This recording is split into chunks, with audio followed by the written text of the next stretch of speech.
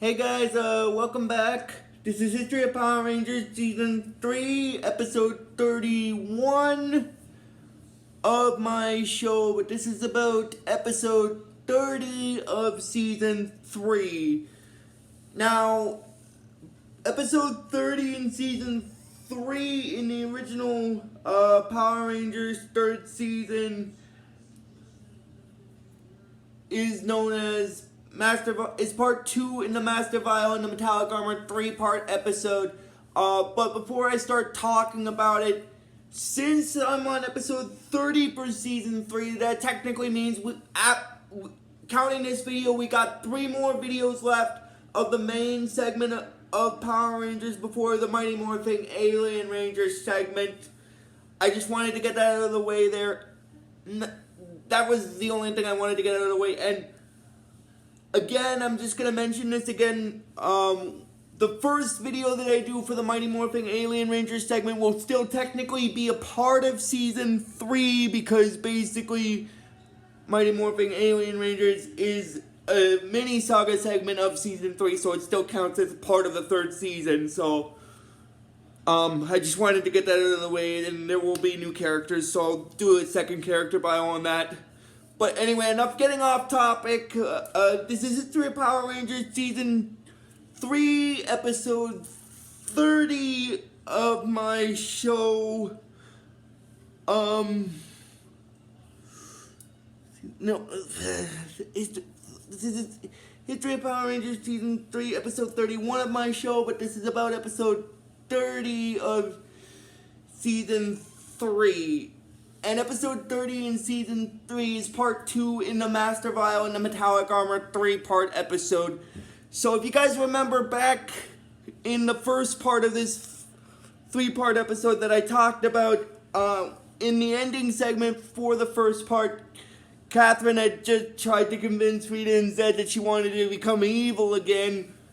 But that's just a ploy so that they can be distracted so that Tommy can enter the Caves of Deception to retrieve the Zeo Crystal. And this portion of the episode picks up from where that left off. And then,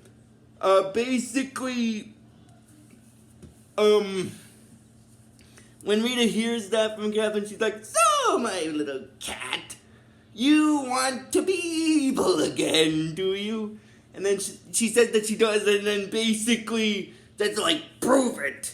Step into the Reviler."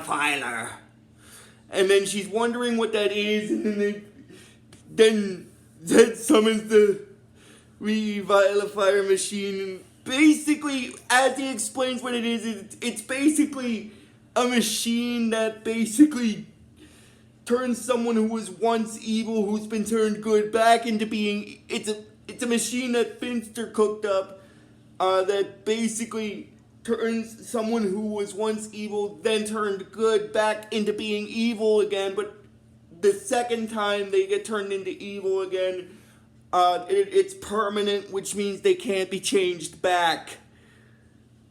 And then Rita's saying that, does she want to be evil again or not? So she decides to go for it, and the machine, when she goes into the machine, basically what happens is, when she goes into the machine starts filling her body with this red energy, which is the evil segment of it. And then that's like, once the machine has completely filled you with evil, you will never be good again and never turn against us. And then Tommy basically uses this as an opportunity to enter the Caves of Deception underneath the palace. Actually, he's already in the Caves of Deception because he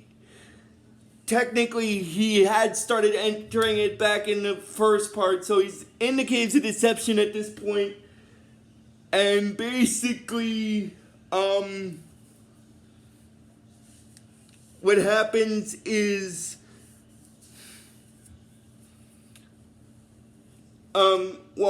getting back into it, the other Rangers are basically,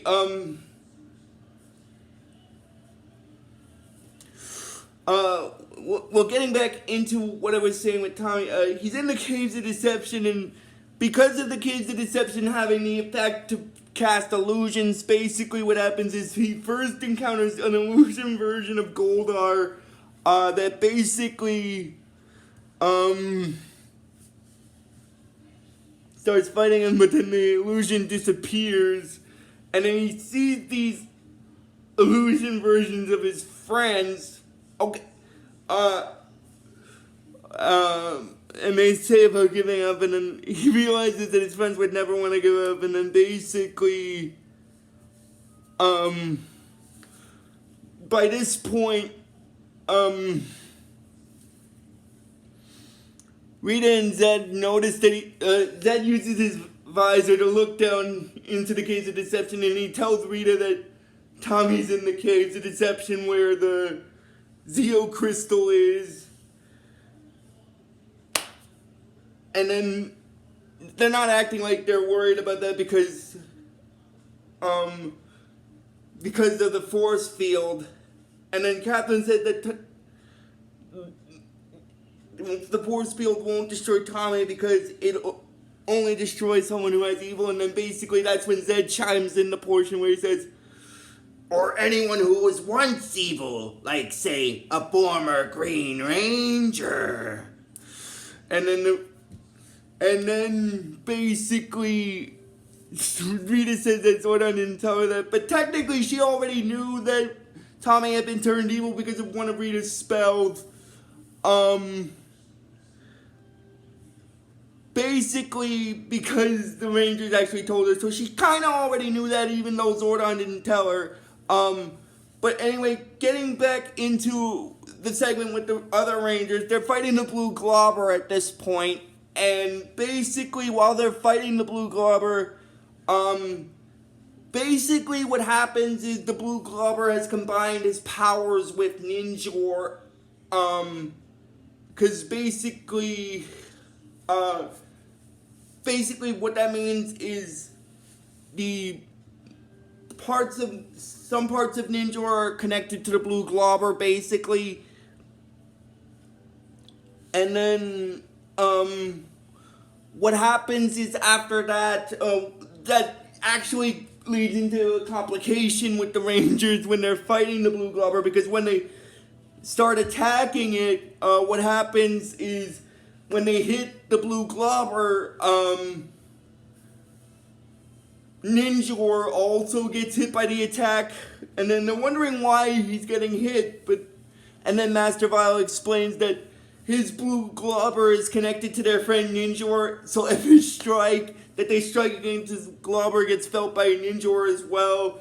Now that's actually one of the first 2 times in Power Rangers that,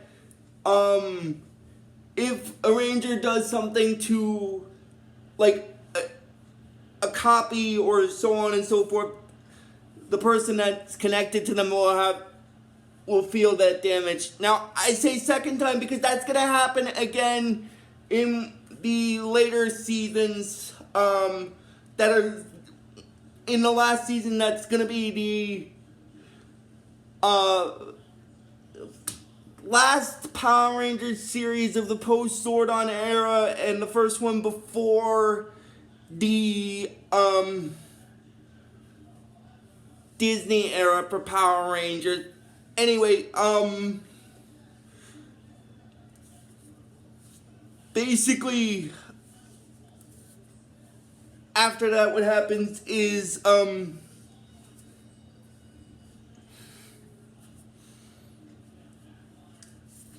Tommy is back down in the Caves of Deception at this point.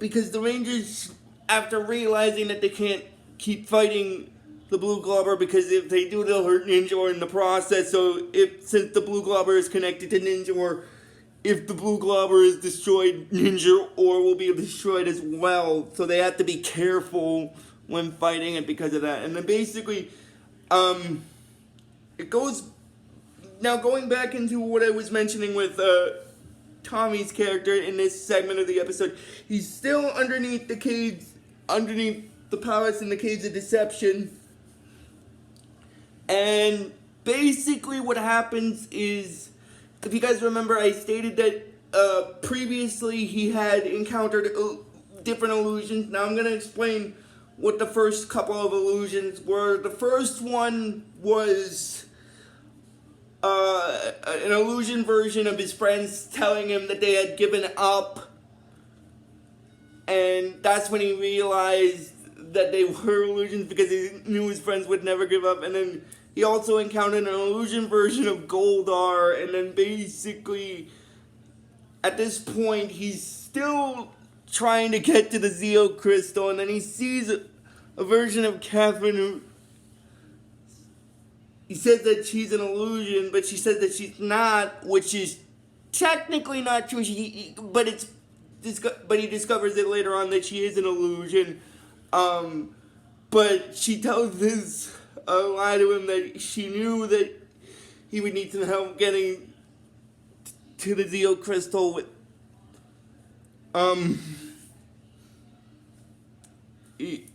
so she came down there to help him, which is not true because the real one is still trapped in the Revilifier machine that Finster cooked up that's turning her back into being evil.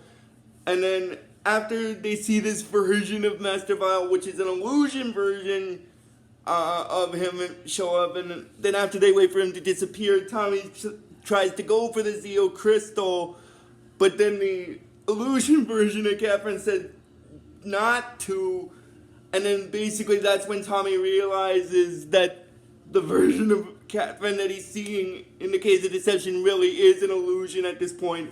And then the illusion is basically telling him that to give it up because he can't touch the crystal because it got too much evil in him. And basically what happens is he says that he's not evil, so he goes to collect the Zeo Crystal, but because of the force field, if you guys remember, in the previous episode in the previous part of this 3-part episode I mentioned that the sages had put a force field around the Zeo Crystal, preventing anyone who had evil in them from obtaining it. So basically what happens is, because of the force field effect, and because of the fact that Tommy in this series first started out evil as the Green Ranger, the force field does hurt him at first because of his past, but then it sees the good that he's done after that and allows him to take it, basically. And then basically that's when Tommy manages to get back to where Catherine is, where the real one is, in the Revilifier, and free her, as well as get away with the Zeo Crystal. And then the other Rangers also manage to get away from the Blue Globber monster. But then Master Vile thinks that he's won the battle, so he decides to basically throw a party, basically, at the youth center with all the monsters and stuff, and then the monsters show up there, and then basically Bulk and Skull are wondering where the Power Rangers are, and then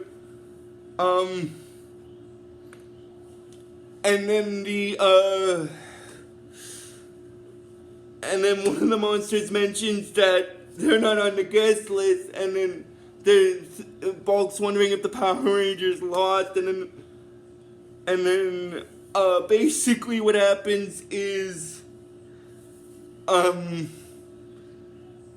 Rangers are back in the youth center back in the command center with the Zeo Crystal, and then they wondering now that they got it, that they've stopped Master Vile, but they still need to get their Zords back, and that's when they look at the viewing globe and they see that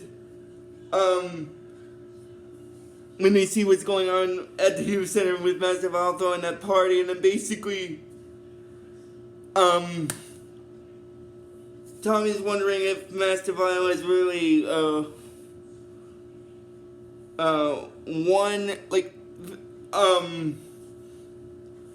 Catherine says that they're forcing Bulk and Skull to dance the conga, and then basically Tommy says that has Master Vile really won, and that's basically where this part stops. So if you guys like this video when I post it, just please give this video the real best you guys can. And I will see you guys next time for part 3 in this 3-part episode. So until then, guys, like I always tell you with this series, may the power protect you always.